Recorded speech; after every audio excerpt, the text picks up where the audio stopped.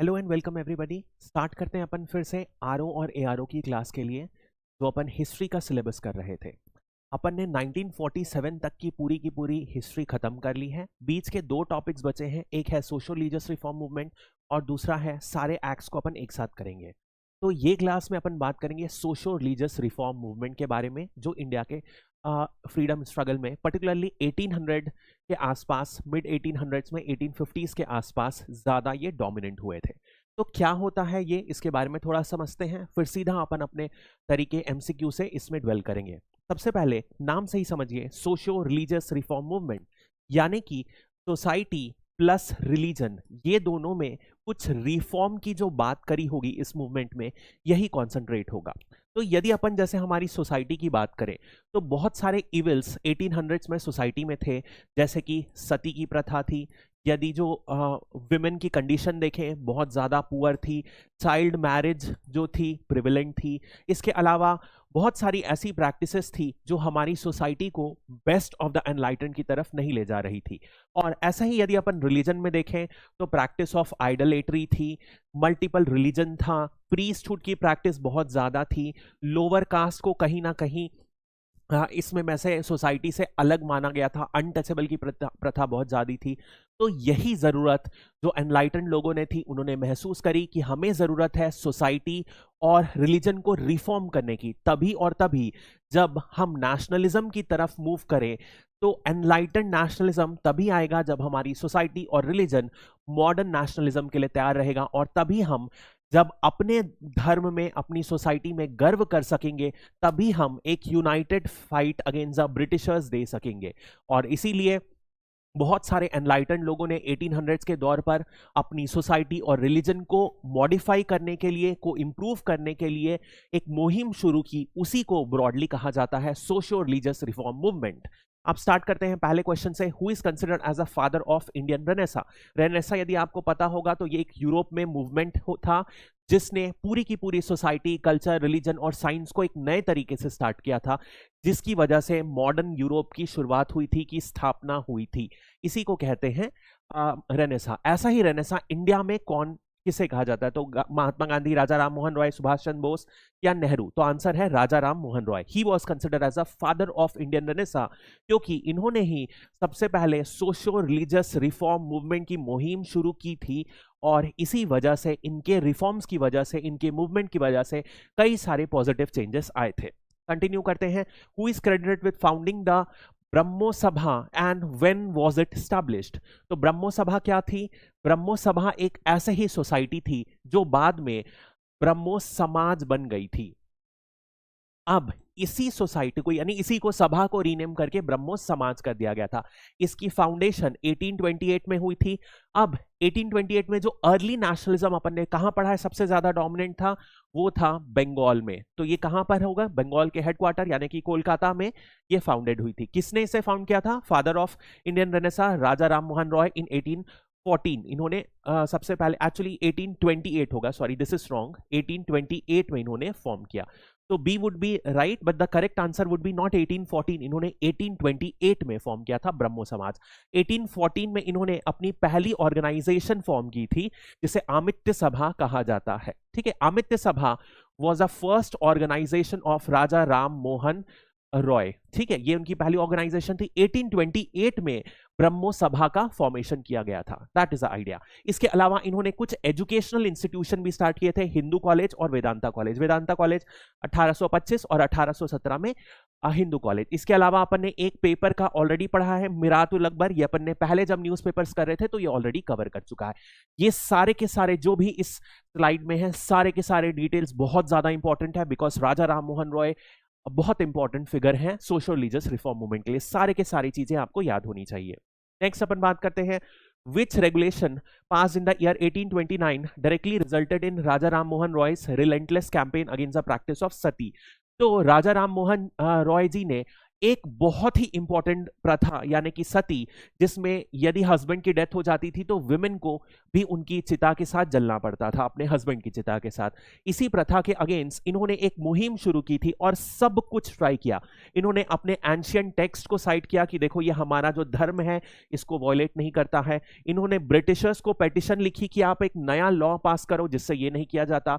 खुद ये जाते थे, जब भी किसी पुरुष की डेथ हो जाती थी तो ये उसके फ्यूनरल में जाते थे, अटेंड करते थे कि कहीं किसी महिला को सती प्रैक्टिस तो नहीं किया जा रहा है। इस तरीके की मुहिम इन्होंने शुरू की और ये सारे एफर्ट्स की वजह से क्या हुआ, एक Hindu the Bengal sati regulation act of 1829 भी पास हुआ, जिसके तहत क्या हुआ, सती की प्रैक्टिस को बैन कर दिया गया बाय लॉ। ब्रिटिशर्स ने ये लॉ लाया 1829 में। तो this is the answer, Bengal sati regulation. ठीक है, तो ये सारा इनकी मुहिम थी। नेक्स्ट अपन बात करते हैं ब्रह्मो समाज का, इन्हीं के ऑर्गेनाइजेशन को कंटिन्यू करते हैं।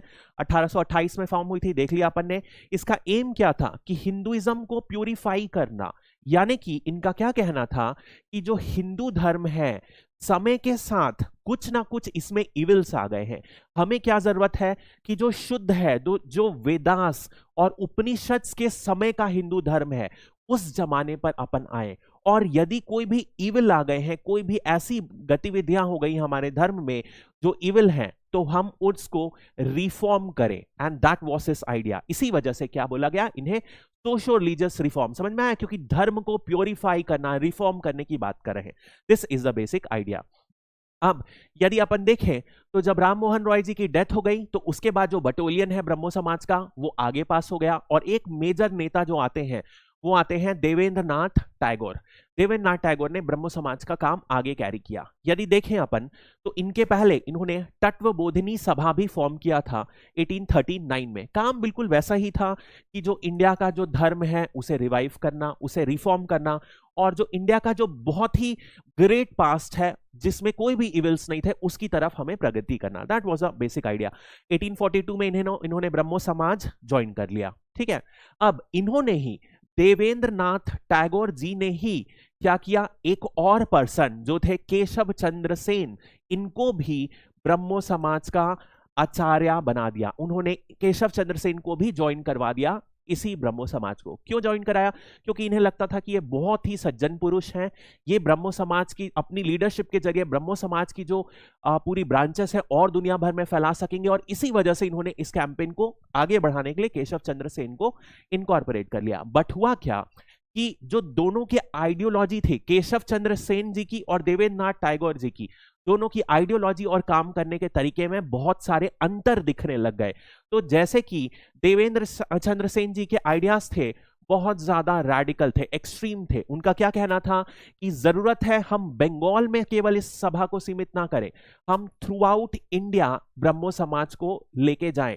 ऐसा कुछ इनका आइडिया था। इसके अलावा इन्होंने क्या कहा, जरूरत है कि हम पूरे के पूरे कास्ट को ही अबॉलिश कर दें, कास्ट इनइक्वालिटीज को खत्म कर दें। हम सिर्फ हिंदू नहीं, ऑल रिलीजन से टीचिंग्स लें, जिसे हमें अपने धर्म को प्योरीफाई करने के लिए इनकॉर्पोरेट करें। यानी हम क्रिश्चियनिटी से भी सीखे, मुस्लिम से भी सीखे, और इस तरीके से बेसिक आइडिया थे। यानी कि उस समय के हिसाब से इनके आइडियाज बहुत ज्यादा रैडिकल थे। इसलिए क्या हुआ, दोनों के डिफरेंस ऑफ ओपिनियन की वजह से ब्रह्मो समाज में एक स्प्लिट आ गया। तो what were the primary causes, किन कारणों की वजह से ब्रह्मो समाज में स्प्लिट आ गया, leading to the formation of Brahmo Samaj of India and आदि ब्रह्मो समाज। तो देखा है अपन ने, दोनों की आइडियोलॉजी की और काम करने के डिफरेंसेस की वजह से ये स्प्लिट आ गया। तो डिसएग्रीमेंट ओवर रिलीजियस डॉक्ट्रिन गलत, differences between Devendra Nath Tagore and Keshav Chandra Sen, this is the correct answer. तो क्या हुआ, ब्रह्मो समाज ऑफ इंडिया यानी कि केशव चंद्र सेन का जो अपन ने पढ़ा क्या था, ये थ्रू आउट इंडिया लेके जाना चाहते थे ब्रह्मो समाज को। इसी वजह से ब्रह्मो समाज ऑफ इंडिया इनका नाम पड़ा नई ऑर्गेनाइजेशन का, और आदि ब्रह्मो समाज बन गया देवेंद्र नाथ टैगोर जी की ऑर्गेनाइजेशन के नाम का। This is the basic idea. अब हुआ क्या, फिर ये ऑर्गेनाइजेशन अभी भी नहीं चली। जो ब्रह्मो समाज ऑफ इंडिया थी ना, ये आगे फिर टुकड़ों में टूट गई। क्यों टुकड़ों में टूटी, अभी अपन देखते हैं। What event in 1878 led to the split in the Brahmo Samaj of India, prompting to the formation of Sadharan Brahmo समाज। फिर से टूट गई। ठीक है, तो क्यों टूटी? क्योंकि केशव चंद्र सेन जी ने marriage to the Maharaja of Cooch Behar, इन्होंने क्या किया, अपनी 13 साल की डॉटर का, मतलब कि देखो इनका आइडिया बहुत रैडिकल थे, ये खुद बोल रहे थे कि हमें चाइल्ड मैरिज को अपोज करना है, हमें जो ऑर्थोडॉक्स हिंदू रिलीजन है, जो कस्टम्स है, उनको अपोज करना है, लेकिन इन्होंने अपनी 13 साल की डॉटर यानी कि चाइल्ड विवाह कर दिया। और चाइल्ड मैरिज कैसे किया? बिल्कुल ही धूमधाम से ऑर्थोडॉक्स हिंदू रिलीजियस सेरेमनी से, सारे के सारे ट्रेडिशनल हिंदू सेरेमनीज को यूज करी। तो अब लोगों को इनकी लीडरशिप पर डाउट होने लग गया, भैया आप जो प्रचार करते हो वो खुद नहीं कर रहे हो, अपने ही घर में अपनी ही बेटी को, 13 साल की बेटी का विवाह कर दिए। तो इस वजह से लोगों को इनसे विश्वास उठ गया और लोगों ने क्या किया, एक नई ऑर्गेनाइजेशन फॉर्म कर ली जिसका नाम था साधारण ब्रह्मो समाज। This was the basic idea. तो यदि एक बार अपन समझते हैं जल्दी से कि क्या चार्ट है, तो सबसे पहले ब्रह्मो सभा बनी, फिर ब्रह्मो सभा को ही ग्रेजुअली क्या ब्रह्मो समाज रीनेम कर दिया गया, यहां पर सिर्फ और सिर्फ नाम चेंज किया गया था। उसके बाद क्या हुआ, केशव चंद्र सेन और देवेंद्रनाथ टैगोर जी के बीच में आइडियोलॉजीज में स्प्लिट हुआ। इसी वजह से जो था दो ऑर्गेनाइजेशन में ये टुकड़ों में बढ़ गया, एक बन गया आदि ब्रह्मो समाज और दूसरा बन गया ब्रह्मो समाज ऑफ इंडिया। ये जो इंडिया वाली ऑर्गेनाइजेशन थी ये केशव सेन की थी और वहीं आदि ब्रह्मो समाज किसकी थी आई एम सॉरी, आदि ब्रह्मो समाज देवेंद्रनाथ टैगोर जी की थी। यहीं पर अपन आगे देखते हैं तो फिर से ये ऑर्गेनाइजेशन दो टुकड़ों में टूट गया, एक ब्रह्मो समाज ऑफ इंडिया ही रहा और दूसरा जो बन गया साधारण ब्रह्मो समाज ऑफ साधारण ब्रह्मो समाज। यानी कि इनका लोगों को कहना था, ये ऑर्गेनाइजेशन किसके द्वारा फॉर्म हुआ था, तो ये ऑर्गेनाइजेशन आनंद मोहन बोस, उमेश चंद्र दत्त, इन लोगों के द्वारा फॉर्म हुआ था। और इनका कहना क्या था कि हम बड़े ही साधारण लोग हैं, जो हम बात करते हैं वही हम बोलते हैं और वही हम प्रैक्टिस करते हैं, इसी वजह से हम आपसे अलग होना चाह रहे हैं। ये नाम ध्यान रखिएगा, उमेश चंद्र दत्त बहुत इंपॉर्टेंट है और आनंद मोहन बोस। आनंद मोहन बोस जी का अपन ने पहले भी बात की है। सुरेंद्र नाथ बैनर्जी और आनंद मोहन बोस, ये दोनों नाम पे अपन ने किसके बारे में बात की है, 1905 में बात की है जब विभाजन हुआ है, और इसके पहले इंडियन नेशनल कॉन्फ्रेंस की भी बात की है, यही दोनों एसोसिएटेड थे उससे। दोनों बहुत इंपॉर्टेंट नाम है। ये प्री कांग्रेस ऑर्गेनाइजेशन में भी इनका अपन ने नाम किया था, जो अपन ने दूसरी ऑर्गेनाइजेशन बात करें, ठीक है। So this is the basic structure, ये ध्यान रखिएगा, ब्रह्मो समाज इंपॉर्टेंट ऑर्गेनाइजेशन है, ठीक है। नेक्स्ट अपन बात करते हैं, who was responsible for forming the धर्म सभा and what was the primary motive behind the establishment. अब देखो हो क्या रहा था, 1800 से पर्टिकुलरली यदि अपन देखें 30s के बाद क्या हुआ, बहुत सारे सोशियो रिलीजियस रिफॉर्म मूवमेंट आ गए। सबका काम क्या था कि सोसाइटी और रिलीजन में हमें परिवर्तन लाना है। तो अभी आगे अपन और पढ़ेंगे, बहुत सारे ऐसे मूवमेंट लॉन्च हो गए। तो क्या होगा, जिनको फायदा हो रहा है, जो ऑर्थोडॉक्स एलिमेंट है, वो क्या चाहेंगे, इन सोसाइटी में कोई भी रिफॉर्म ना हो, क्योंकि यही सोसाइटी प्रेजेंट बेस्ट है। तो ऐसे ही रिफॉर्म के लिए एक ऑर्गेनाइजेशन फॉर्म हुआ जिसका नाम था धर्म सभा, जिन्होंने क्या बोला कि भैया हमारी सोसाइटी में कोई रिफॉर्म की जरूरत नहीं है, हमारा रिलीजन और सोसाइटी आज की डेट में परफेक्ट है और हमें इसी को रिस्टोर करना है। इसी को कहा गया धर्म सभा। किसने फॉर्म किया था, राजा राधाकंठ देव, इन्होंने फॉर्म किया था। To counter the Brahmo Samaj propaganda and preserve the status quo in the socio-religious reform movement, कोई भी socio-religious reform movement ना आए, इस वजह से इन्होंने धर्म सभा का निर्माण किया। इंपॉर्टेंट है, ध्यान रखिएगा। नेक्स्ट अपन बात करते हैं, who form the young Bengal movement, इन्होंने फॉर्म किया, हेनरी विवोन डेरोजियो ने। तो ये जो है ना, ये बनारस हिंदू यूनिवर्सिटी के एक प्रोफेसर थे और ये एक एंग्लो इंडियन थे। एंग्लो इंडियन क्या होते हैं, जिनकी यदि जो दो लाइनेज होती है ना, एक फादर और एक मदर, तो यदि जो मदर है वो इंडियन लीनियज की हो और जो फादर है वो किसी भी यूरोपियन डिसेंट का हो और वो इंडिया में सेटल्ड हो, ऐसे जो आगे जनरेशन बढ़ेगी उनको बोला जाता है एंग्लो इंडियंस। यानी कि बाप जो है फिरंगी है और माँ जो है यही इंडियन है, और ऐसे लोग इंडिया में सेटल्ड हुए, इन्हें बोला जाता था Anglo Indians. This was a category. तो इनके जो आइडियाज थे बहुत ज्यादा रैडिकल आइडियाज थे। अब रैडिकल आइडियाज मतलब क्या थे कि पूरी की पूरी जमींदारी सिस्टम को ही अबॉलिश कर देना चाहिए, यानी कि हमें क्या करना चाहिए, ऐसे ही कास्ट सिस्टम को बिल्कुल अबॉलिश कर दो, हमें जरूरत है एक नया एरा आए जो नई पूरे रिलीजन और ये सब फालतू बात से दूर रहे। इस तरीके के बहुत ज्यादा ही रैडिकल आइडियाज थे। इसी वजह से क्या हुआ, इनको बोला भैया आप बीएचयू से निकलो, हमारी संस्था ये सब चीजों के लिए नहीं है। और इसी वजह से 1831 में इस हिंदू कॉलेज से इन्हें निकाल दिया गया।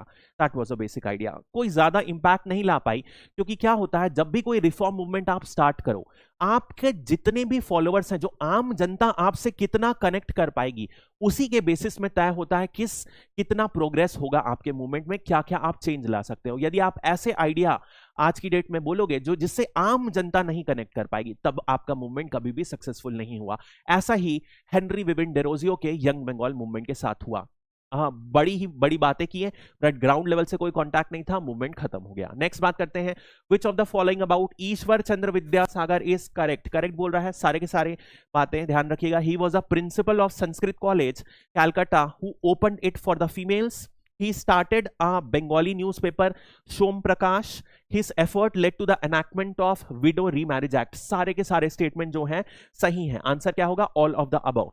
ध्यान रखिएगा, ईश्वर चंद्र विद्यासागर ने कोई भी ऑर्गेनाइजेशन खुद नहीं स्टार्ट करी, ये जो भी थे एसोसिएटेड रहे इंपॉर्टेंट ऑर्गेनाइजेशन से। जैसे कि संस्कृत कॉलेज के ये प्रिंसिपल रहे, ऐसा ही अपन पढ़ेंगे एक बेंथन कॉलेज बहुत फेमस था, बेंथन स्कूल, ये इसके सेक्रेटरी रहे थे। अब इन्होंने इन इंस्टीट्यूट्स में रहकर रिफॉर्म स्टार्ट किया था, and that was the beauty of this man. और इन्होंने एक अपना ही न्यूज़पेपर सोम प्रकाश स्टार्ट किया था। So this was a basic idea, ठीक है। और इनका एक मेजर जो काम था, जैसे अपन ने राम मोहन रॉय का क्या देखा काम, सती के लिए बहुत ज्यादा काम किए, जिसकी वजह से 1829 में एक बंगाल में एक लॉ आया जिसकी वजह से सती को बैन कर दिया गया। ऐसा ही इन्होंने विडो की रीमैरिज हो सके, ताकि उनकी सोसाइटी में सुधार हो सके, सोसाइटी में उनका दर्जा ऊपर उठे, जो विडो की कंडीशन है इंप्रूव हो सके। इसी तरीके के लिए इन्होंने भी एक लॉ लाया। इसी को क्या कहा गया, 1856 का विडो रीमैरिज एक्ट। इन्हीं की मदद से, इन्हीं के प्रेशर डालने की वजह से ब्रिटिश गवर्नमेंट ने इनकॉर्पोरेट किया। तो that is a basic idea. Now, what was the central theme of Ramakrishna Paramahamsa teaching? ये एक अलग ऑर्गेनाइजेशन में अपन पहुंच गए हैं, ये भी कैलकाटा में था।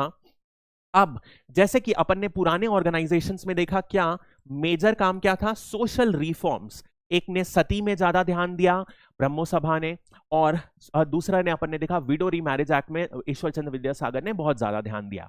बट ये एक परमहंस जो पूरा का पूरा मिशन था, इनका मेजर एम ज्यादा था कि रिलीजन में ध्यान दो, और रिलीजन और सोसाइटी में कैसे लिंक होता है, यही अपन ने देखेंगे इन्होंने काम किया। तो इनका मेजर थीम क्या था, सोशल साल्वेशन गलत, पॉलिटिकल रिफॉर्म, ये तो अपन पॉलिटिक्स की तो बात कर ही नहीं रहे, इकोनॉमिक एम्पावरमेंट गलत, रिलीजियस यूनिवर्सलिज्म यही था। रिलीजियस यूनिवर्सलिज्म का मतलब क्या होता है, सिंपल शब्दों में, कि सारे के सारे धर्म, चाहे वो हिंदू धर्म हो, चाहे वो इस्लाम हो, चाहे वो क्रिश्चियनिटी हो, तीनों के तीनों धर्म या कोई भी और दुनिया का धर्म हो, सारे धर्म हमें एक ही राह पर ले जा रहे हैं, और वो है भक्ति का राह, जिसमें अल्टीमेटली हम भगवान की ओर बढ़ रहे हैं। तो सारे के सारे धर्म हमें एक ही शिक्षा अलग अलग पाथ से दे रहे हैं। अल्टीमेट एम जो है सबका एक है, भले ही उनके राह अलग हो, भले ही उनके पूजा करने के तरीके अलग हो, सब कुछ अलग हो, लेकिन अल्टीमेट जो एम है, जो फाइनल डेस्टिनेशन है, डिफरेंट पाथ से एक ही और जारी है। इसे ही कहा जाता है religious universalism, and this is very very important teaching of Paramahamsa mission. तो ये इनके बारे में पढ़ते हैं। रामकृष्ण परमहंस, ये एक काली टेम्पल था, दक्षिणेश्वर टेम्पल, ये कैलकाटा के पास एक छोटा सा मंदिर था, यहीं पे ये प्रीस्ट थे, और बिल्कुल पढ़े लिखे बंदे नहीं थे। ये अपनी ही आम भाषा में लोगों को प्रवचन देते थे, जिससे लोग भारी इंप्रेस्ड होते थे इनसे, और इसी वजह से एक छोटा सा इन्होंने मठ टाइप का फॉर्म कर लिया था, लोगों के को ऐसे ही आगे शिक्षा देने के लिए, अपने ज्ञान को बढ़ाने के लिए, और यही इनका आइडिया था। सो इनका क्या कहना था कि बेसिकली जितना भी आप काम करना चाह रहे हो ना, सबसे आसान तरीका है ना, कुछ भी आप भगवान को खुश करना या सोसाइटी में काम करना, सबसे अच्छा तरीका है सर्विस टू ह्यूमैनिटी, यानी कि आप इंसानों की सेवा करो और भगवान अपने आप प्रसन्न हो जाएगा। यही इनका राह था, एकमात्र मंत्र था। और इसके लिए इन्होंने क्या चाहा कि एक मॉन्क्स का हमें एक ग्रुप भी बना लेना चाहिए, एक बैंड बना लेना चाहिए जो सर्विस टू ह्यूमैनिटी में हमारी मदद करे। इसी वजह से इन्होंने परमहंस मठ की फॉर्मेशन भी की थी अपने ही जीवन में। Now, who is primarily credited with the founding of Ramakrishna Mission? Swami Vivekananda, Ramakrishna Paramhansa, Ishwar Chandra Vidyasagar, Raja Ram Mohan Roy. तो ध्यान दीजिएगा, ये मिशन की बात कर रहा है। रामकृष्ण जो मत है, इसकी फाउंडेशन खुद रामकृष्ण परमहंस जी ने अपने ही जीवन काल में शुरू कर दी थी। लेकिन यदि रामकृष्ण मिशन की बात करें तो ये स्वामी विवेकानंद जी ने शुरुआत की थी। दोनों आज की डेट में भी अलग अलग सेपरेट लीगल एंटिटी है, उनका फाइनेंस अलग मैनेज किया जाता है, उनका जो पूरा का पूरा कमिटी है, जो बोर्ड ऑफ डायरेक्टर्स है, सब कुछ अलग अलग है, और दोनों का जो स्वामी विवेकानंद जी ने सेटअप की थी। ठीक है, this is the basic idea, जरूर ध्यान रखिएगा। इसका जो हेडक्वार्टर है दोनों का दोनों का कैपिटल बेलार में ही है, हेडक्वार्टर है इनका कैलकाटा के पास। This is the basic idea.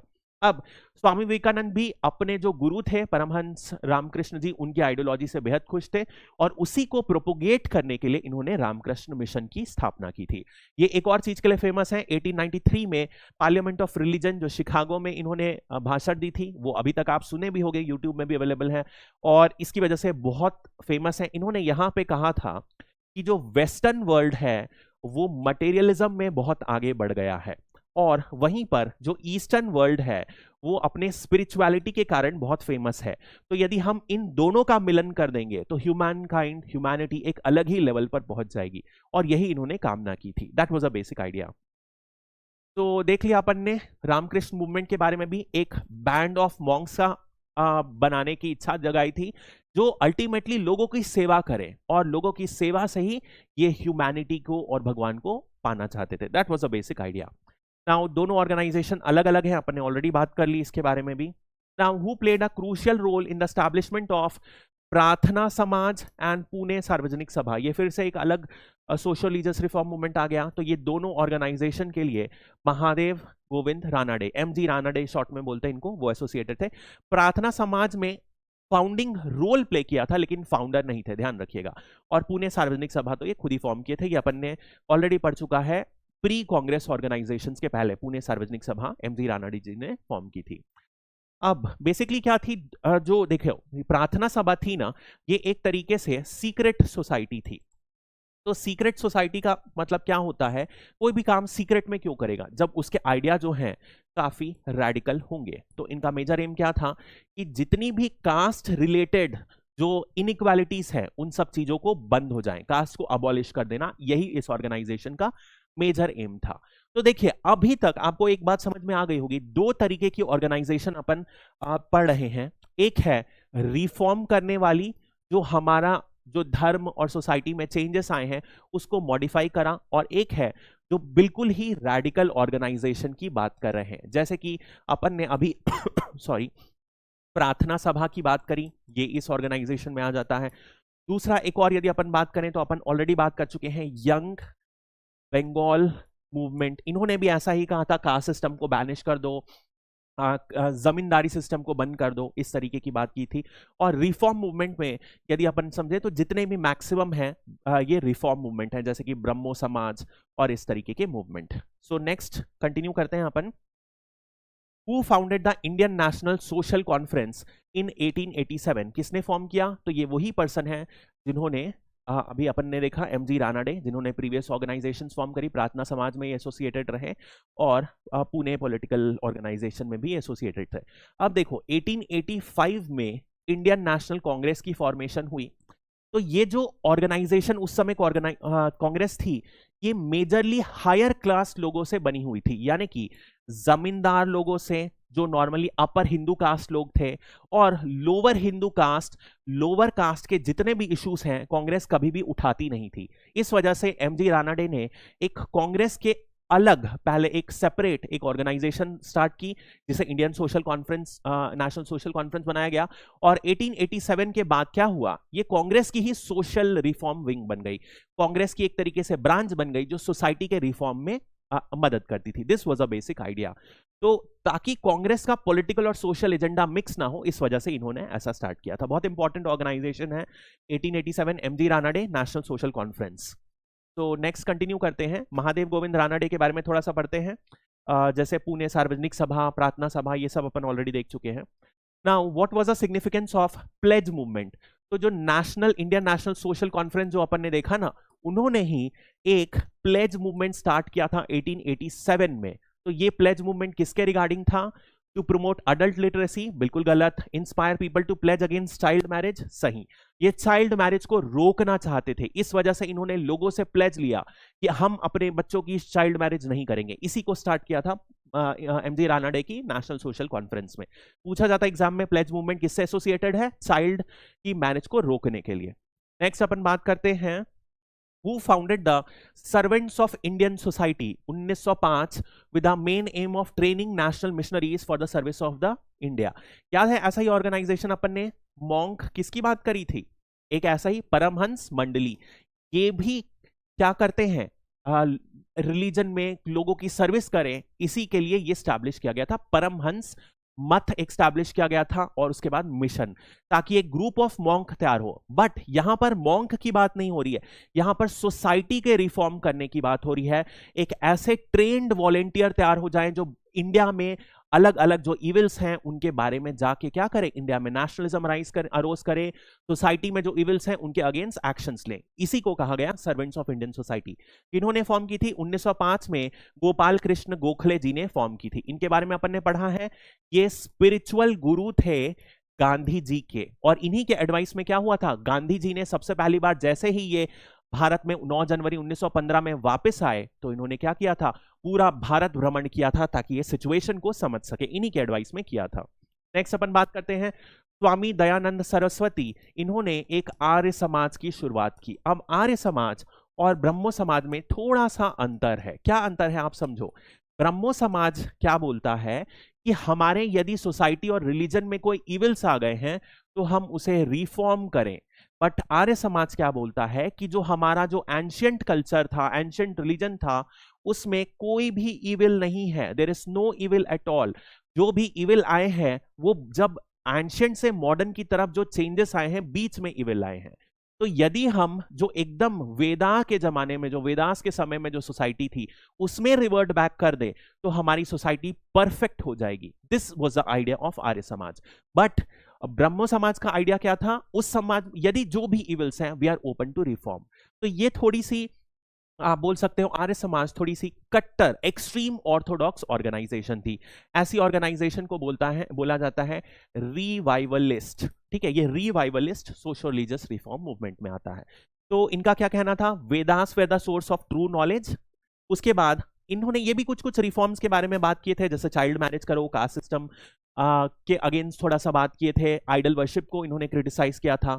और इन्हीं सब के कारण इन्होंने एक मूवमेंट स्टार्ट किया था, शुद्धि मूवमेंट। क्वेश्चन पूछा जाता है हु स्टार्टेड द शुद्धि मूवमेंट, वो है स्वामी दयानंद सरस्वती।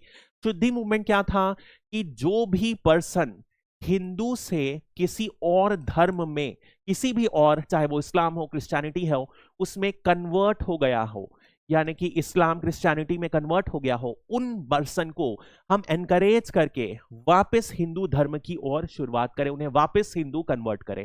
इसको कहा जाता है शुद्धि मूवमेंट। इसी वजह से कहीं ना कहीं आप देखोगे इनके एक्शंस की वजह से बहुत सारे कम्युनल सेंटिमेंट्स अराइज हो गए थे, क्योंकि इनके जो मेजर वर्क थे हिंदू इंटरेस्ट को एक्सट्रीम हद तक प्रोटेक्ट करना। फॉर एग्जांपल इन्होंने 1890s में एक anti cow slaughter movement start किया कि काउ बिल्कुल स्लॉटर ना हो। इसी वजह से इनके मुस्लिम के साथ टसल हुई, और जब ये द्रोह हुआ, जब दोनों कम्युनिटी के बीच में क्लैशेस हुई, तो इन्होंने कहीं पर भी अपोज नहीं किया कि मुस्लिम को ना माना जाए। इसी वजह से कहीं ना कहीं कम्युनल टेंशंस अरोज हुई थी, और बहुत सारे कम्युनल इंसिडेंट्स 1890s में इसी ऑर्गेनाइजेशन की वजह से लाहौर और पंजाब के आसपास रीजन में रिपोर्ट हुए थे। इन्होंने कुछ फेमस बुक्स लिखी, जैसे वेदा भाष्य भूमिका और सत्यार्थ प्रकाश। बुक का नाम उतना इंपॉर्टेंट नहीं है, बट शुद्धि मूवमेंट जरूर ध्यान रखिएगा। नेक्स्ट अपन बात करते हैं, एक अगला क्वेश्चन देखते हैं। दयानंद एंग्लो वैदिक यानी कि DAV school is associated with which of the following social religious reform movement. अभी भी DAV स्कूल बहुत तरफ एग्जिस्ट करते हैं, तो ये किसके साथ है, ये आर्य समाज के कारण ही सबसे पहली बार फाउंड हुए थे। सबसे पहली बार ये लाहौर में DAV स्कूल सेटअप हुआ था।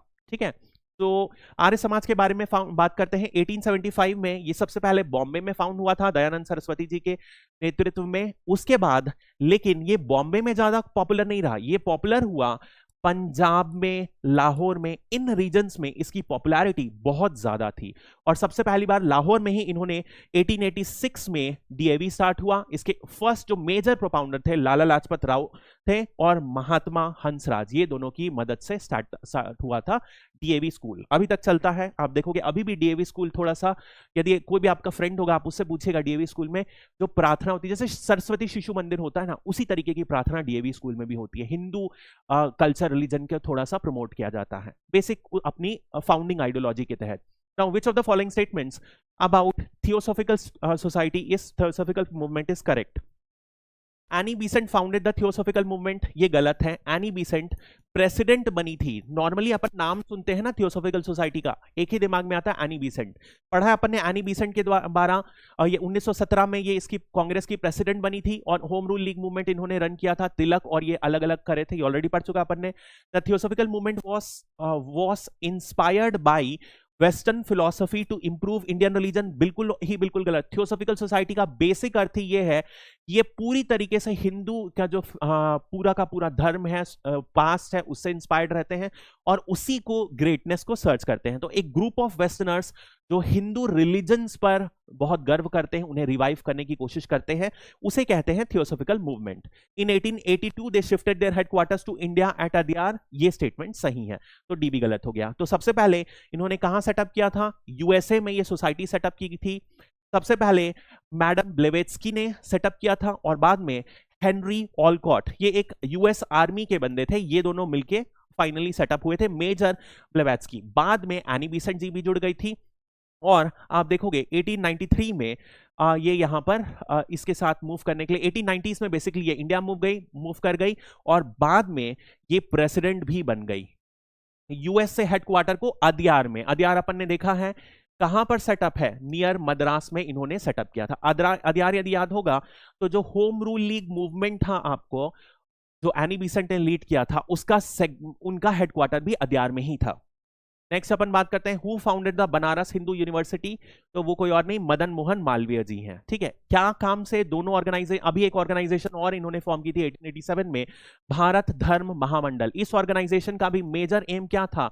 सनातन धर्म की स्टडी करना और उसकी रक्षा करना। और इसी ऑर्गेनाइजेशन से बीएचयू भी फाउंड हुआ था, भारत बनारस हिंदू यूनिवर्सिटी। दोनों ऑर्गेनाइजेशन मदन मोहन मालवीय जी ने फॉर्म किया था। अब अपन ज्योतिराव फूले की बात करते हैं। इनका मेजर काम कास्ट मूवमेंट से रिलेटेड है। तो ये जो फूले जी थी, ये एक माली कास्ट है, यानी कि एक लोअर कास्ट से में बिलोंग करती थी। 1828 में पैदा हुई थी और इन्होंने अपने जीवन काल में बहुत डिस्क्रिमिनेशन फेस किया था। इस वजह से इन्होंने 2 लक्ष्य बना लिया अपने जीवन का। क्या क्या लक्ष्य बनाया? सबसे पहले कि कास्ट सिस्टम को I will abolish, caste system को मैं खत्म कर दूंगा। दूसरा सिस्टम कि विमेन को इंप्रूव करना, विमेन की कंडीशंस को इंप्रूव करना। इसकी वजह से इन्होंने क्या किया?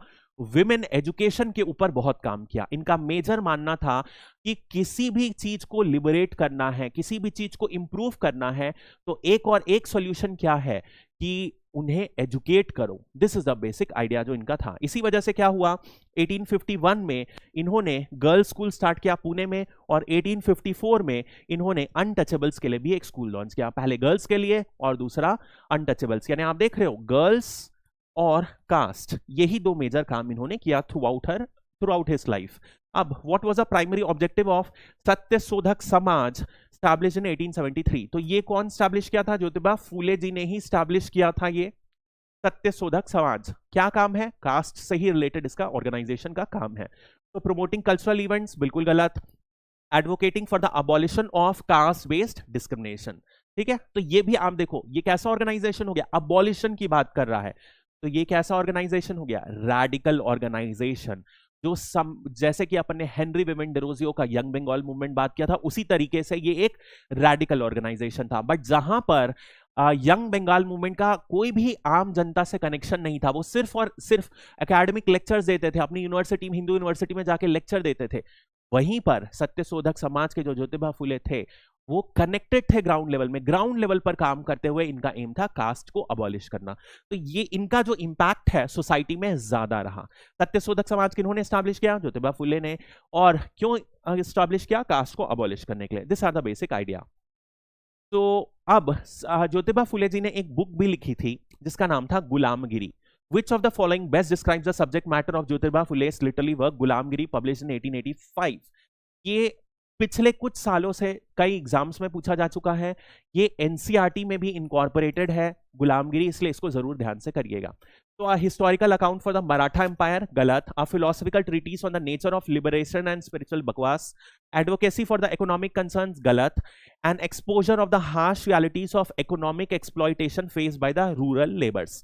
गुलामगिरी क्या है, मैं इसके बारे में बताता हूं। तो गुलामगिरी में क्या हुआ कि इंडिया में जो लोअर कास्ट एक्सप्लॉयटेशन फेस करते हैं ना, जो खासकर एग्रीकल्चर लेबर्स क्या होते हैं, बंधुआ मजदूरी बन जाते हैं। यानी कि एक तरीके से बॉन्डेज साइन कर देते हैं, बंधुआ मजदूरी, और जिंदगी भर उस समय लेबर को बंधुआ मजदूरी में कैद करके रखाया जाता था, घंटों काम किया जाता था।